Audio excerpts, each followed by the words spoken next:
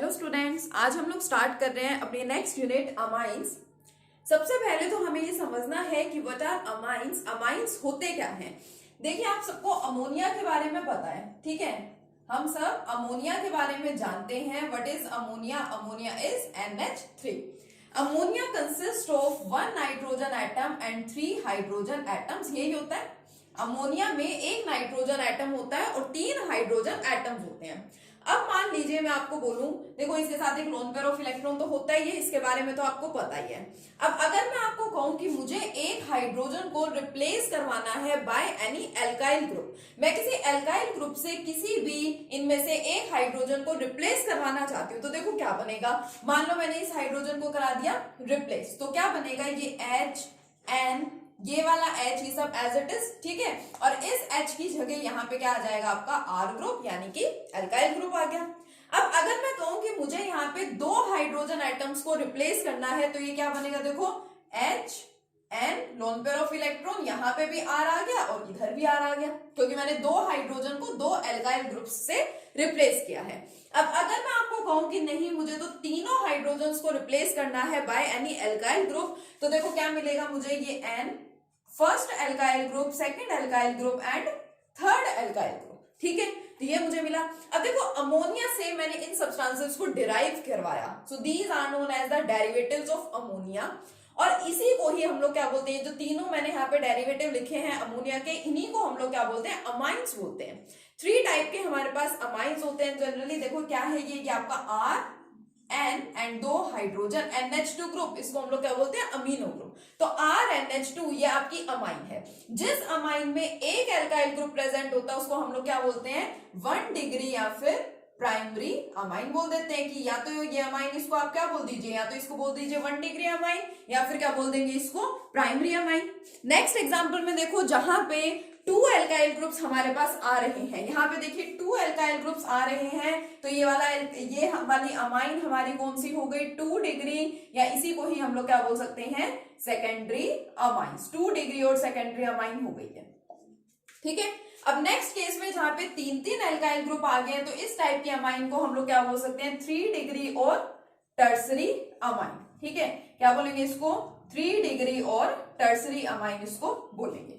तो 3 टाइप की हमारे पास ये अमाइंस होती हैं। अमाइन है क्या, अमोनिया के 1 और मोर हाइड्रोजन एटम को जब हम लोग रिप्लेस कर देते हैं बाय एनी एल्काइल ग्रुप और अराइल ग्रुप। अराइल ग्रुप भी यहाँ पे हो सकता है, ठीक है। तो जो आपके प्रोडक्ट्स बन रहे हैं, जो आपके सब्सटेंसेस बन रहे हैं, उनको क्या बोला जाता है, अमाइंस बोला जाता है। एंड अगर हम लोग बात करें क्लासिफिकेशन ऑफ अमाइंस की, तो ये 3 टाइप की क्या हो गई है, क्लासिफिकेशन हो गई, primary amines, secondary amines and tertiary amines. Primary का मतलब जिसके अंदर सिर्फ एक एल्काइल ग्रुप प्रेजेंट होगा, सेकेंडरी का मतलब जहां पे होंगे 2 एल्काइल ग्रुप, और टर्सरी का मतलब क्या है, जहां पे होंगे आपके 3 alkyl groups.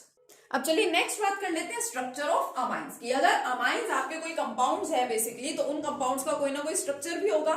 So our next topic is structure of amines, ठीक है। क्या है हमारा next topic, structure of amines, which is again very important, ठीक है। अमाइंस का स्ट्रक्चर, अब देखो अमाइंस को हम लोगों ने डिराइव किससे किया है, अमोनिया से डिराइव किया है।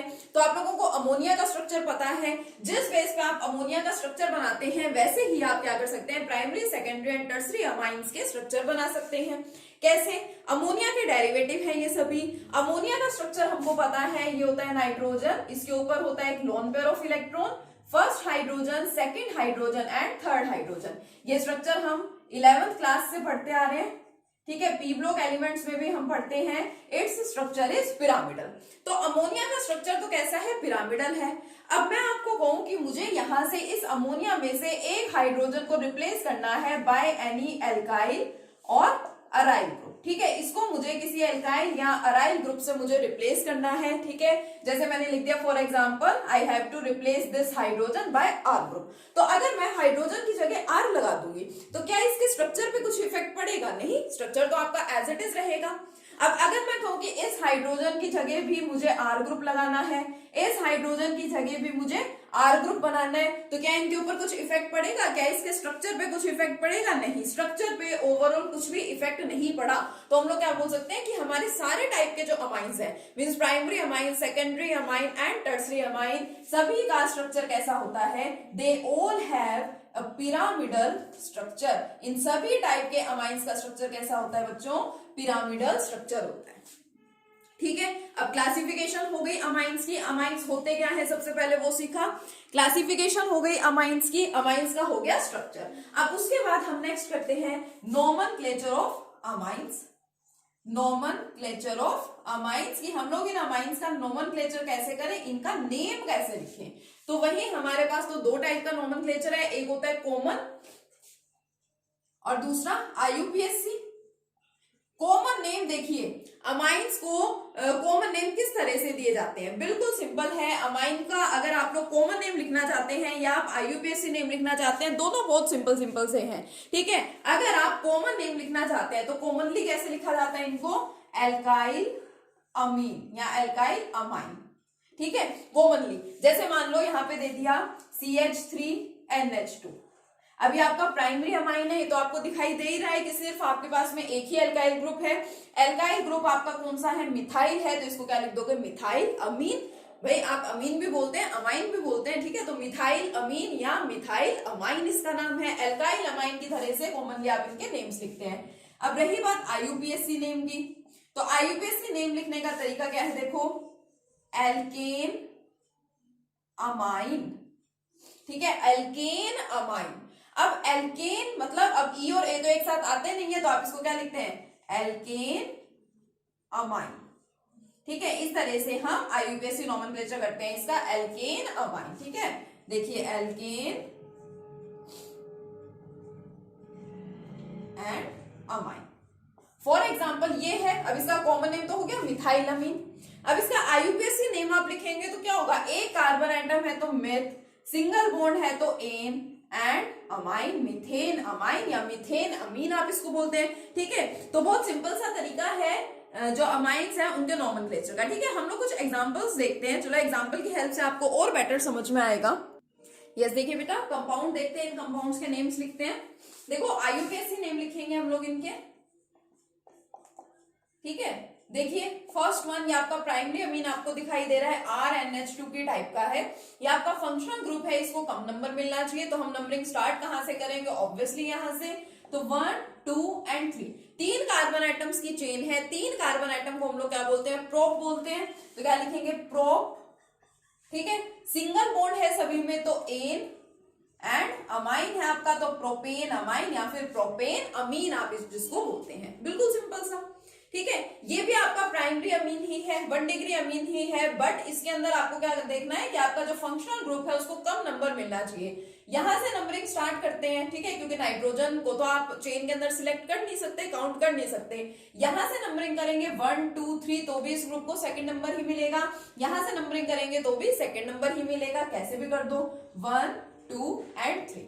3 कार्बन एटम्स की चेन है यानी कि प्रोप, सिंगल बॉन्ड है यानी कि एन, बट सेकेंड पोजीशन पे आपका ये वाला ग्रुप अटैच है, तो हम इसको क्या बोलेंगे? प्रोपेन टू अमाइन या फिर प्रोपेन टू अमीन। प्रोनाउंसिएशन है, अमाइन भी बोला जाता है, अमीन भी बोला जाता है। ठीक है, तो आप कुछ भी बोल सकते हैं। अब इस केस में देखो, जो आपके प्राइमरी अमाइंस हैं, 1 डिग्री अमीन्स हैं जो आपकी, उनको लिखने का तो है ये मेथड। अब ये क्या है आपका? It is your 2 degree amine. 2 degree का मतलब क्या है? देखो NH, हमने यही पढ़ा है ना कि RNH2, नाइट्रोजन के साथ 2 हाइड्रोजन और एक एल्काइल ग्रुप का मतलब 1 डिग्री है। R2NH का मतलब 2 डिग्री होगा, और R3N का मतलब क्या, R2NH का मतलब 2 डिग्री एंड R3N का मतलब क्या होगा? 3 डिग्री। अब यहाँ पे देखो, एक आपको ये मिथाइल ग्रुप दिखाई दे रहा है NH, और एक आपको ये दिखाई दे रहा है इथाइल ग्रुप।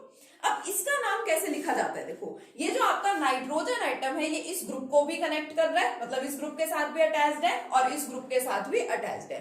तो हम इसका नाम कैसे लिखते हैं? देखो, नाइट्रोजन के थ्रू बॉन्ड बना हुआ है, तो इसका नाम कैसे लिखते हैं? N। ठीक है, एन के साथ क्या लिखते हैं, इन दोनों में से जो छोटा ग्रुप होता है, ये एक कार्बन एटम का ग्रुप है और ये दो कार्बन एटम का, एन के साथ हम उसको लेते हैं जो कि छोटा होगा। जैसे हम ईथर्स का नोमेनक्लेचर करते थे, मान लीजिए आपके पास आता था कि CH3O C2H5, तो आप ऑक्सीजन को किसके साथ इंक्लूड करते थे, जहां पे less number of carbon atoms है। सिमिलरली यहाँ पे नाइट्रोजन को आप उसके साथ इन्वॉल्व करोगे जहां पे less number of carbon atom है, तो एन, ठीक है। इस ग्रुप का नाम क्या है, मिथाइल, इसको लिखना है एल्काइल की तरह से, तो एन मिथाइल, और इसका नोमेनक्लेचर बिल्कुल एज इट इज। अब ये आपका एक्स्ट्रा ग्रुप की तरह से यहाँ पे ये वर्क करता है, ठीक है। ये आपकी मेन चेन हो गई बड़े कार्बन एटम वाली, और ये आपका एक्स्ट्रा ग्रुप आ जाता है। एन मिथाइल, 2 कार्बन एटम्स का मतलब एथ एन अमाइन, तो इसका नाम क्या हो गया, एन मिथाइल इथेन अमीन या इथेन अमाइन।